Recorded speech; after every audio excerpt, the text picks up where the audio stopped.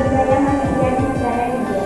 Sumber daya manusia dengan SDM adalah salah satu yang sangat penting, bahkan tidak dapat dilepaskan dari sebuah organisasi, baik institusi maupun perusahaan. Sumber daya manusia juga merupakan kunci yang menentukan perkembangan perusahaan. Pengertian sumber daya manusia dapat dibagi menjadi dua, yaitu pengertian buku dan pengertian buku. Pengertian sumber daya manusia secara menyeluruh adalah individu yang bekerja dan menjadi anggota suatu perusahaan atau institusi dan data disebut sebagai pegawai, guru, karyawan, pekerja, tenaga kerja, dan lain sebagainya. Sedangkan pengertian sumber daya manusia secara makro adalah penduduk suatu negara yang sedang positif usia angkatan kerja, baik yang belum bekerja maupun yang sedang bekerja. Negara India saat ini sebagai negara yang berhasil menjadi kekuatan ekonomi dunia setelah Amerika Serikat dan Tiongkok dengan pertumbuhan ekonomi yang 9%. Bukanlah capaian yang prestasi yang diperoleh dalam waktu yang dekat. Sebelumnya, orang menganggap India sebagai negara miskin dan buruk, dan kini dia telah berhasil membuktikan kepada dunia bahwa India adalah bangsa yang sangat baik. Tidak hanya para industri dan komoditas unggulan saja yang mensupport ke penjuru dunia, tapi juga menjadi negara yang ekspor yang terbaik di dunia. Ini di negara India. Bahasa memainkan peran penting dalam identifikasi etnis di India. Kelompok etnis India masuk dalam dua unsur bahasa Indo dan Arya, diucapkan oleh 78% orang India dan Belanda diucapkan oleh 95% bahasa lain. Termasuk bahasa di rumpun Australia dan Timor Tengah dituturkan oleh sekitar 3% populasi. Setiap unsur bahasa ini ditemukan berbeda terdiri dari banyak bahasa. Beberapa di antaranya memiliki nama yang sama dengan kelompok etnis tertentu yang terkait dengannya. Contohnya dalam Tamil, yang merupakan nama bahasa Dravida dari kelompok etnis di India Selatan yang menggunakan bahasa tersebut. India termasuk salah satu negara dengan etnis beragam di dunia mencapai 2.500 dan identitasnya dibedakan sesuai ras, kasta, serta bahasa.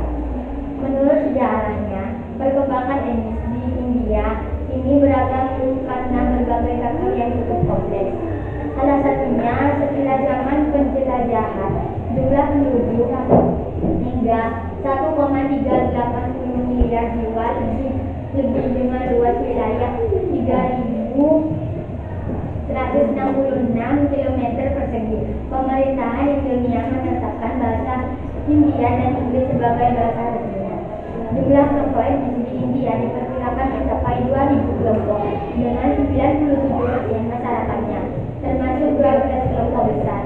Adapun 3 etnis teratas di India adalah orang Hindu atau Urdu, 48% dari populasi, Bunani 8% dan Telugu 7%.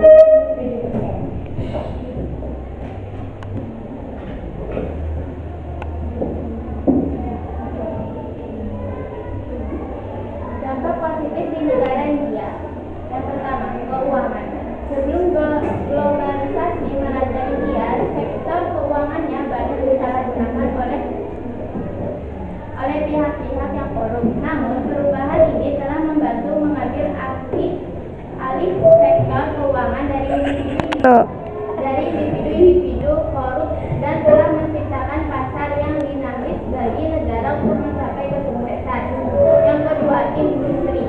Banyak modal asing yang memasuki pasar India secara besar-besaran dan perusahaan-perusahaan bersedia memperluas perusahaan mereka di India, terutama produsen farmasi dan industri lain seperti minyak bumi yang ingin melakukan investasi besar dengan memperhatikan peluang. Lebih lanjut, perusahaan internasional ini juga mengundang beberapa teknologi berkelas dan menarik untuk memodernisasi bagian industri di negara India.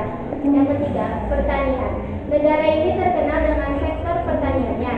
dan sebagai besar popularitasnya baik secara langsung maupun tidak langsung bergantung pada sektor tersebut. Saat ini setelah India menerapkan perubahan teknologi, kapasitas petani telah meningkat secara drastis sehingga meningkatkan produksi tanaman penting dan pendapatan. Dampak negatif di negara India. Politik. Karena raja memiliki kekuasaan yang mutlak karena dianggap kuat. Ekonomi. Perbedaan pendapat karena kegiatan perdagangan ekspor. Sosial. Diterapkannya sistem kasta di masyarakat budaya India lebih dikenal daripada budaya Indonesia. Kebudayaan India memberi banyak pengaruh bagi kebudayaan Indonesia sehingga negara kita mempunyai keanekaragaman budaya dan itu bisa berdampak positif maupun negatif.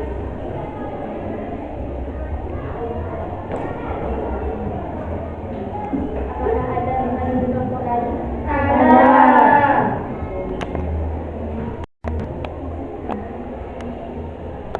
Perkenalkan, nama saya Fitri Atul Hidayah, saya perwakilan dari kelompok 5. Akan bertanya, apa yang dimaksud dampak negatif di negara India?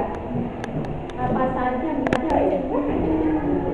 Perkenalkan, nama saya Fitri Atul Hidayah, saya dari perwakilan kelompok 5.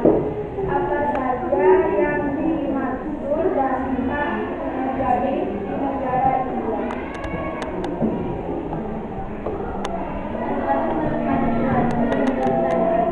Dampak negatif yang dibagi menjadi 4 diantaranya adalah politik, karena raja memiliki kekuasaan yang mutlak karena jam berbeda. 2. Ekonomi, perbedaan pendapatan karena kegiatan perdagangan ekspor.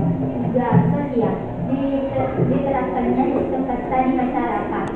4. Budaya India lebih dikenal daripada budaya Indonesia. Apakah jawaban dari kami? Bisa.